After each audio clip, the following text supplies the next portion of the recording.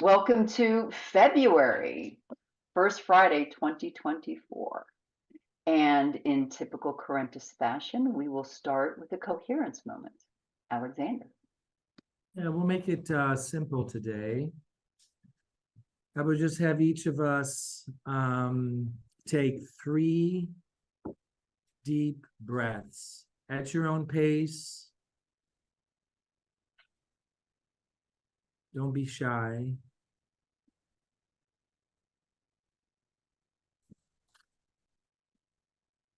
And then just take a moment and close your eyes. And reflect on something you're grateful for. A person, place, or thing, or something in your life.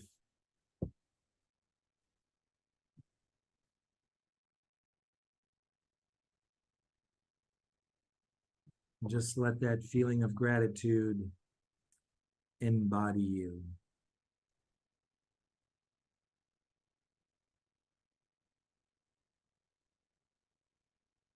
Great way to start a session. Thank you, Janice. Great. Thank you. So we are all here because at one point in time, you've engaged with us over the years in one of these programs. And or we've invited you because we wish to engage with you, and you've been taking team development seriously and have a passion for it. So that is why we are all here and gathered today. So absolutely thrilled to bring to you our thought leader for February, our first Friday thought leader, Tosca Bruno-van Vijfeijken, an author, team development practitioner, coach, consultant, international NGO sector, and other sectors as well. Tosca worked on international development and civil society issues for 30 years, in practice in academia as an author, speaker, and consultant, coach, and team coach. Her work focuses on leadership development, team coaching, change management, governance, and organizational culture. While her practitioner background mainly was grounded in international development sectors such as World Bank, UN, think tanks, and NGOs, her research, senior leadership development, as well as change management work has focused on cross-sectional NGO, nonprofit, and philanthropic organizations. She is the co-author of the book Between Power and Relevance, The Future of Transnational NGOs, and host of the podcast NGO Soul and Strategy. Tosca is a core practitioner at the globally renowned team coaching company, Corentus and Regal. And with that, I bring you Tosca. Thank you, everybody. Thank you, Janice. So I am going to set us up for a thought experiment. That's all I'm doing here. I do not have answers for the questions I'm going to ask you all. So I just hope we can co-think this through a little bit. I also, and when I say this is, as you see on the slide here, I want to talk with you about how some of us see, particularly in the sphere of nonprofits and NGOs, but potentially also in the private sector and government sectors, that the grounds for organizational legitimacy have been shifting. And what does that imply for the team?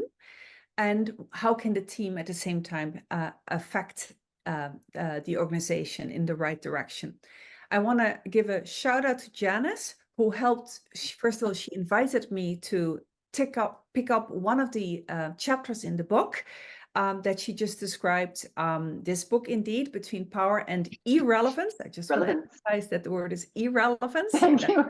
That's very important. Exactly. And to pick up one of the chapters in the book that is devoted to legitimacy, and develop this, make that a proposition for this discussion. So we're not going to go over, Janice already introduced me, so let's go to definitions. So obviously, I think for all of us here, legitimacy, and particularly when it comes to organizational legitimacy, is a socially constructed concept, meaning it's a concept made up by people, and therefore it can also change up over time. It's not an absolute concept, if you will. So legitimacy, as we argue in the book, is the perception or assumption in society that certain types of organizations are desirable, proper, and appropriate to have in society. And of course, that thought lives within a system of norms, values, and beliefs. So again, socially constructed. So in the book, we are arguing, at least for NGOs, for non-governmental organizations or non-profit organizations, that there has been a fairly profound shift in the basis for what makes for a legitimate non-profit.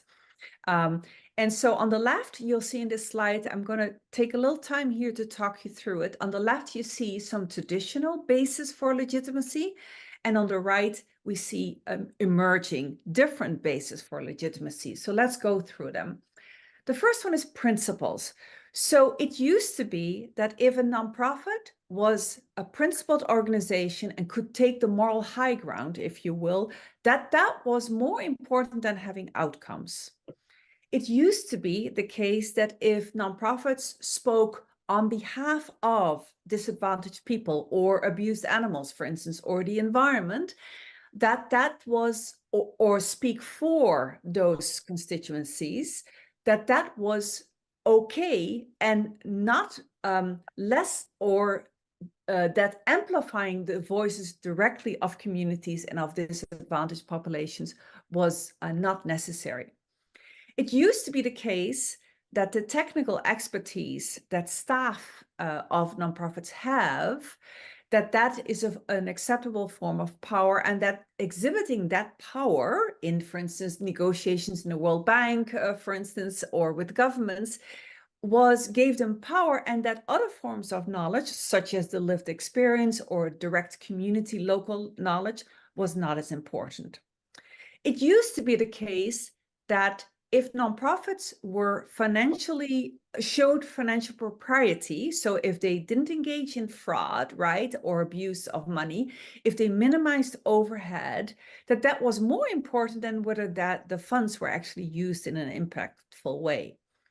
It used to be the case that nonprofits could be charities, by which I mean simply an intermediary between donor money, so individual donors or corporate donors or institutional government donors, that intermediary between them and recipients, instead of those resources being channeled directly towards local organizations that consist of, for instance, poor people.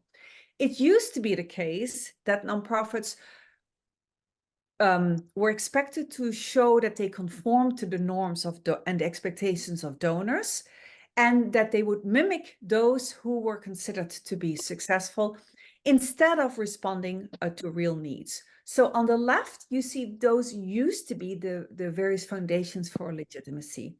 Now we see things are different. So on the right, these emerging bases for legitimacy are that you now have to show that you, as a nonprofit, that you can demonstrate you produce actual outcomes and that they are cost effective. So being principled is no longer enough. Now you have to show in your strategy that you're actually living up to the claim that many, particularly international nonprofits, make, that they promote long-term societal transformation in which the root causes, for instance, for poverty are addressed and the structures underlying discrimination and poverty are addressed, that you actually are able to do that. Now your leadership can no longer just be about elite leadership, but it has to be community-based leadership. It has to be globally representative. It has to be diverse, right? And in the public campaigns of these nonprofits, the supporters need to be out in front and not the staff, the elite. Now, in terms of governance, NGOs and nonprofits need to not just be accountable to their donors and their boards, but to a multitude of stakeholders. Now they need to be transparent in proactively sharing information and also in participating, for instance, in the US context, in data transparency platforms like Charity Navigator or GivingWell. You may well use some of those. And finally, nonprofits now are expected to be responsive to feedback from their clients, for instance, and they need to be listening to communities and supporters. So you see, this is a fairly profound shift in the foundations for what makes organizational legitimacy. And one could argue that maybe for the private sector and government, some of these shifts are equally happening. So I'm not going to go through the next slide, but it's obvious that being perceived as an organization to be legitimate has a ton of benefits, right? So just focusing your attention on the ones on the left, the kind of the major headings, that it helps you with trust, it helps you access resources. Positive reputation means you can hire, you have the biggest pool of the best possible people to hire, and you will retain them more. You have, as nonprofits, at least more influence with government stakeholders or the IMF, for instance, or large corporations if you try to influence them. And you definitely have more chance of being a long-term sustainable. So clear benefits.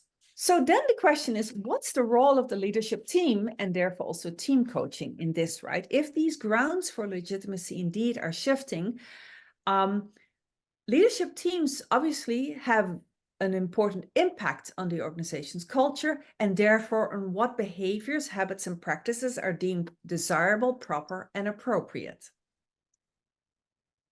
So teams create those foundations for legitimacy, and if legitimacy has to be renewed, teams can impact that, right? But it does mean they have to think through, what does this mean for them? And if we then revisit the Corentus team wheel for a moment, and we see that the norms for the team are the foundation underlying all the other parts of the team wheel. So if the grounds for organizational legitimacy indeed are shifting, how do teams then need to show up? What are the implications for their norms, their values, and belief systems? So this is a kind of a question, a curiosity I had and wanted to explore with you. As I said in the beginning, and this is just a refresher of what we are shifting to as normative foundations, if you will, for legitimacy. But I don't have an answer for this. I honestly didn't. That's not how I came into the session. I am asking the question. And the question that I'd love for all of us to grapple with in this session is, what do these shifts in legitimacy expectations mean for a team? And that's where I would like it to leave. Maybe, Janice, if we can go back to that last slide with the newer types of, yes, that one. Maybe we can open a discussion here. Janice, I'm handing it back to you for moderation and see, what does the group think? What do these new bases for legitimacy mean for how the team has to show up? And what does it mean for us as team coaches? Well, Tosca, why? First of all, that was excellent. But why didn't you ask us a hard question? Well, it might be hard, easy or hard for some people. No, so that's why we're having this conversation. This is a tough one. It's a tough one. No, and it is a tough one. What do you think it is? My gut says it's obvious. You know, when the world shifts and the expectations of an organization from the system shifts, the leadership team, and every other team in that organization needs to shift as well. Who would like to comment? Share your insights. So Tosca, thank you. I find this really compelling, and I just love your style and just the way that you present your material. And the first thought that comes to mind for me is, especially around the transparency piece, it's around psychological safety. Interesting. Yes. Right. A real need to embed trust, psychological safety, and respect in the very fabric of how the team is relating to each other. Yes, that makes sense. I also was thinking, what do you think, Alexander, but also everybody, responsiveness. So if, for instance, responsiveness to feedback, both within the team, but also from the neighboring teams, if you will. There's a couple things in the chat I can Thanks, add to the list. So Kate says, keeping norms, values, and belief top of mind and referring to them often. Mm-hmm. And then Jen says, this makes me think about a team building accountability and getting results, and then amplifying transparency and each part of the team wheel to achieving purpose and results. And again, I'm not here to necessarily, it doesn't have to be, let's all respond to each other's input, right? One of the conversations we had, Tosca, in preparation for this, which I thought was fascinating, is the people in the organization are also the system. The system is also the people in the organization. So these shifts, these societal shifts, are going alongside or with and because of the people in the organization. It just depends on, I think, where they are in that innovation adoption curve, where they are in that adoption curve of, are they on the leading edge of adopting these new legitimate, what makes an organization legitimate, or are they more on the laggard side? And we're finding that the organizations, it's certainly on the private side, are more successful if they can shift more quickly to societal norms of legitimacy. So I was wondering, we know that younger generation employees, for instance, right, they are more interested in, for instance, when you look at the leadership bullet here, they're more interested in shared leadership models, right? You see, for instance, in the NGO community, within that, you see now a pull towards feminist leadership models, whatever one may think of those, but it's a demand or almost an expectation, right? That there is a lot of involvement in decision making, including from people who are less experienced than those who have been in the company or organization a longer time. There is more of an expectation around radical transparency, right, in organizations from employees within. So I think that teams also have to respond to those shifts in employee expectations, the same with ESG, for instance. So that was another thought I had. I would comment that the first one on the top, effectiveness, demonstrable, cost-effective goal attainment, is versus the old way, is an absolutely major shift in mindset for an NGO, or if this happened in a nonprofit, they've already got that. But if they didn't, it's a huge change, and we've seen this, Tosca, as you know, in some of the work that we're doing with some of the Revol's clients. But I think that's one of the biggest ones. It is. Yes. So the expectation that that it's no longer good enough that we intend to do good or that we are do-gooders full stop. That doesn't matter. In fact, there's a fair amount of frowning upon do-gooding also from the perspective of kind of white savior models, etc. But that there is now an expectation that you actually have to show your outcomes.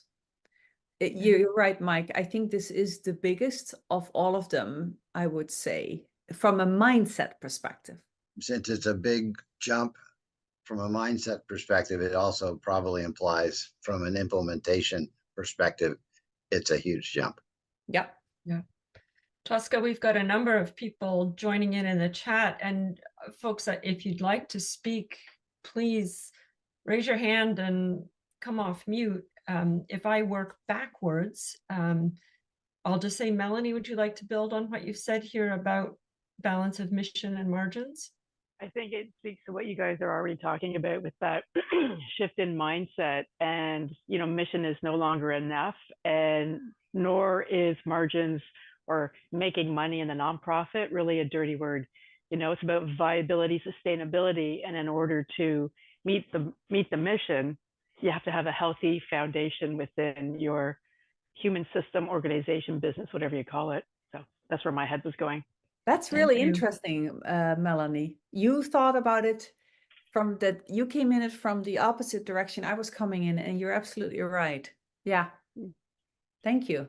Well, I just think that when you do the comparison, I think it's also some of the leadership team dynamics are less kind of reporting on the same old, same old. It's who needs to be at the table and how can you get that information palatable and actionable around effectiveness or responsiveness.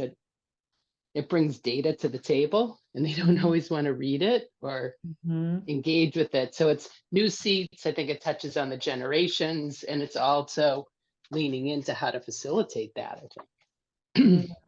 I And see prepare Gary for it.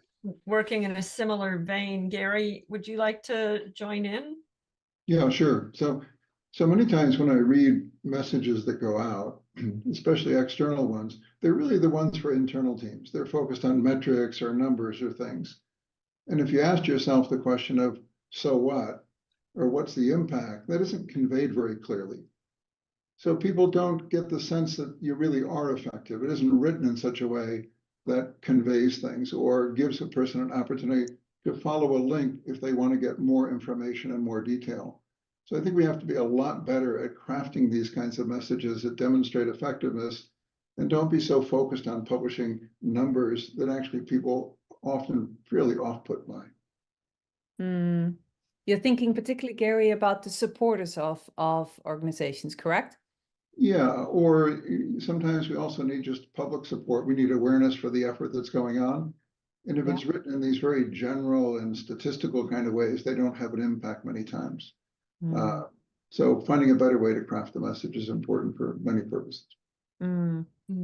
Both for effectiveness and for transparency as well, possibly. Grace, would you like to share about your thinking here? I wrestle with this leadership again in a nonprofit sector. And last night I had a conversation with another team, and on this exact the issue, we say that we value community, we say we value each team, but putting that into practice is such a long way to go. I think there's fundamental changes of our, even the view of humanity, of theology has to change. That reminds me of the thinking path. So the thinking path, and that Alexander put out a number of years ago, where the thinking needs to change. The base thought habits we have and hold needs to actually change before the feelings can change, before the actions can change, before the results can change. The fundamental thinking shifts that are critical to anything else, any other shifts occurring. There's always the question, though, does thinking come first or does action come first, or signals come first, right? We humans tend to think that we need to think our way through to a new reality, for instance, but actually our actions are often provoked even before we have thought about them. I was wondering, Peter, do you want to speak more? You said the crucial role as a team leader in helping the team transition or get out of the way. I'm just thinking through an experience with 4 formerly independent entities coming together to work together with a team leader having a vision of high reliability for the organization. It's a healthcare organization, and it basically goes against the grain of the culture of at least 2 of the 4 entities. The leaders were the leadership meetings were reflecting that conflict. And the role of the leader is so critical in this type of situation,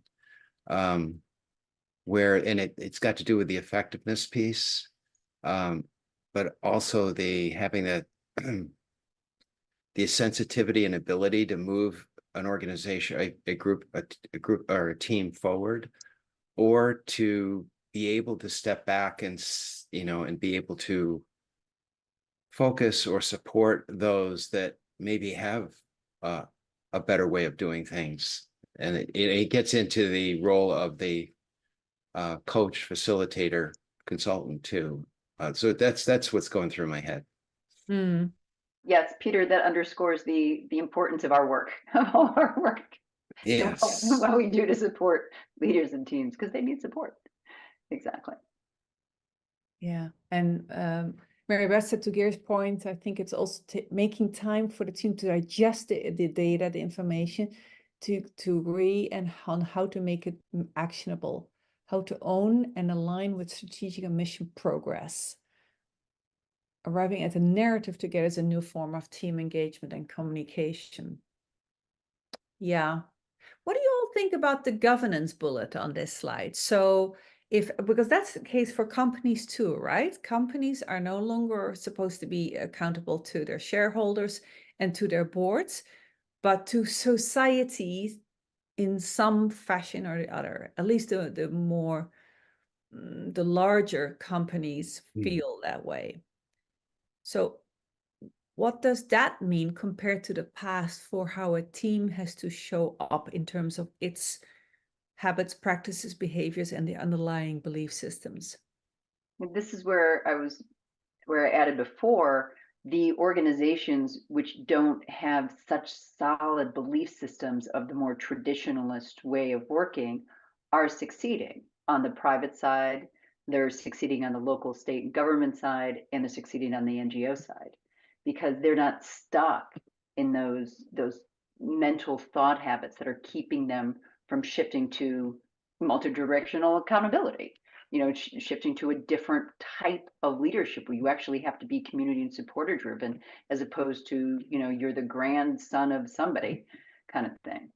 So Janice, what you're saying to me underlines the Tosca, including the norms underpinning the team wheel. And Melanie, your comment about beliefs, these are all examples. Norms, thinking, beliefs are all examples of thinking in the thinking path. And aligning and making visible new thinking that includes not just an internal facing norm, but also really explicit external facing norms that are different than the stakeholders that people chose before, and how that information is brought back, digested, and processed by the team. Yeah, exactly. I think that was well said, Julie, that it's also the external norms. I do, and I know NGOs struggle with this, the more stakeholders there are externally to the organization, as reflected in what we have here under leadership and governance, for instance, and also transparency, right? Radical transparency about mistakes, for instance, that organizations have made. It leads to a hell of a lot of stakeholders and the possibility that some have conflicting expectations of the organization, directly conflicting, and how to then make choices around that. Do you all have thoughts about that? Sometimes I know for nonprofits, that's always been a reality, that it's multi-stakeholder accountability, but more so now. But how about for corporations, for instance?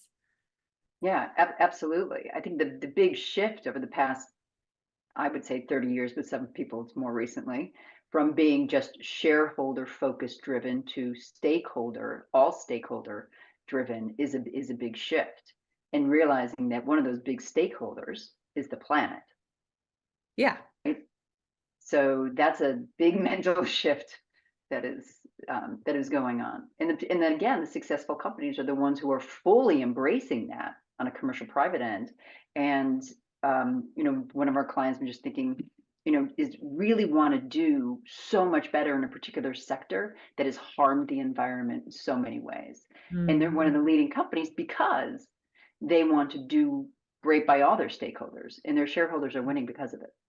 Yeah, and they are, by the way, then they are becoming more competitive in terms of the employee attraction and retainment, right? Because it has become more important what the mission, how the mission impacts the planet.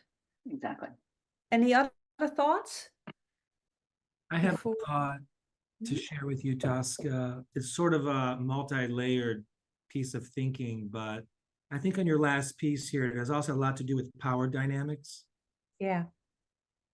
And, you know, in our recent podcast, I shared with you how I was surprised when I began working with the sector that it was as or more hierarchical than the commercial organizations I had been working in. Mm-hmm. And that I noticed using our operating modes framework or model, that many of the teams were leader-directed command and control or working groups, and that power was not shared.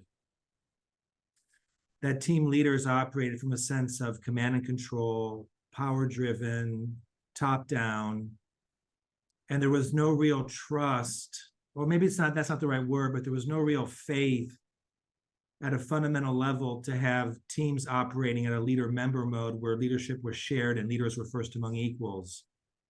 So for me, I think it begins there, that if you have team leaders and leaders who really operate from a leader-member perspective, are sharing power, are first among equals with their teams, are distributing accountability within their teams for shared goals, for collective work products, and that starts to filter outwards towards other stakeholders.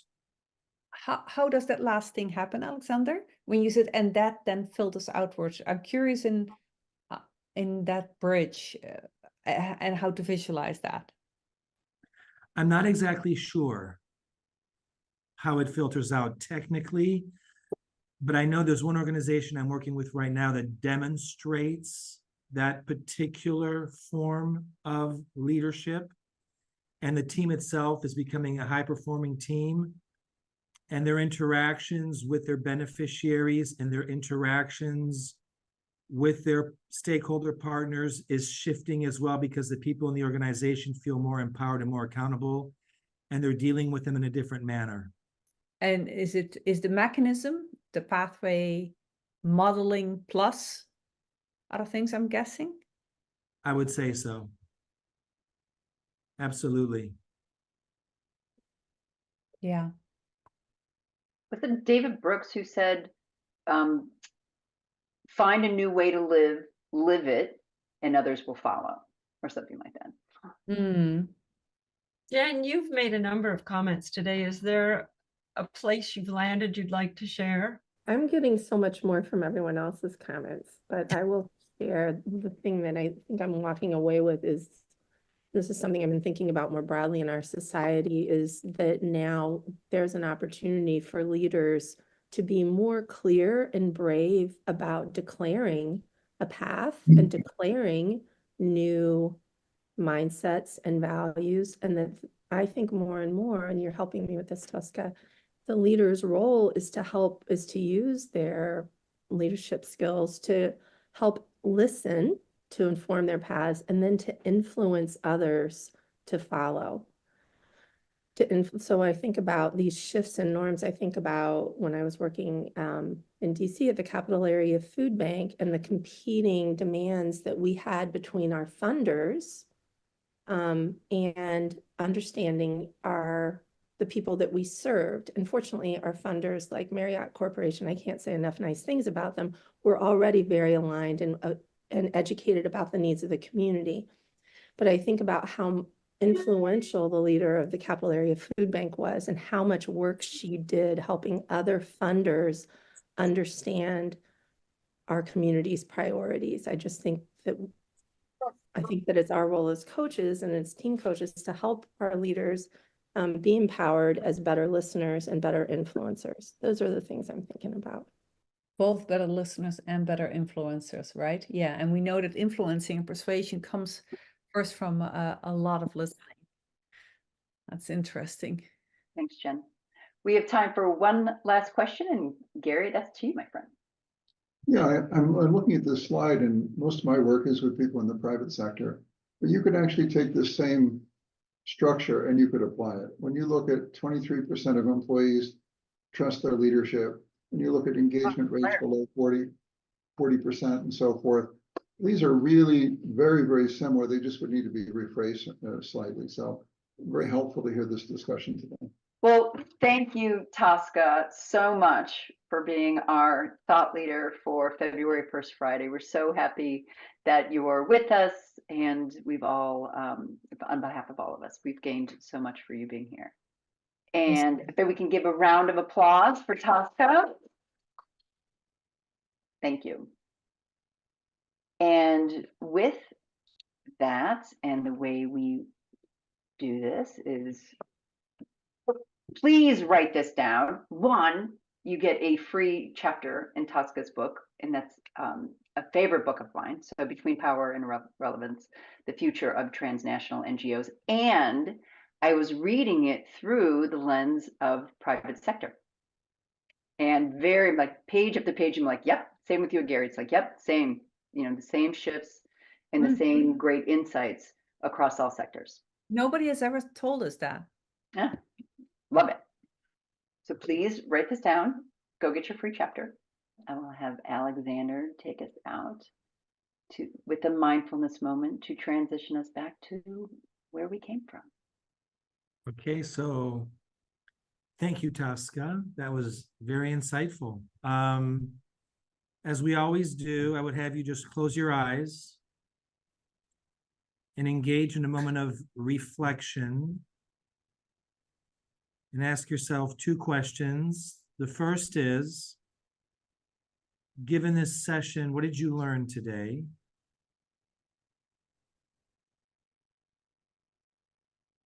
What did you learn that was new? That was an insight or an aha?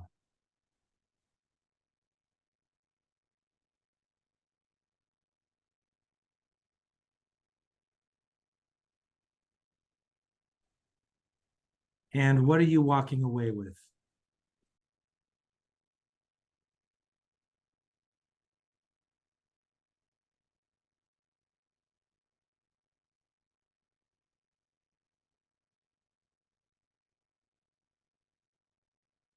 Open your eyes. Feel free to jot 1 or 2 things down. And with that, Janice, I'll hand it back to you. Thank you. So again, thank you, Tosca. Thank you, everybody, for joining us for our 45-minute fun first Friday with the Thought Leader. We will see you all next month. And anyone who wants to reach out, feel free to do so in between now and then. We'd love to hear from you.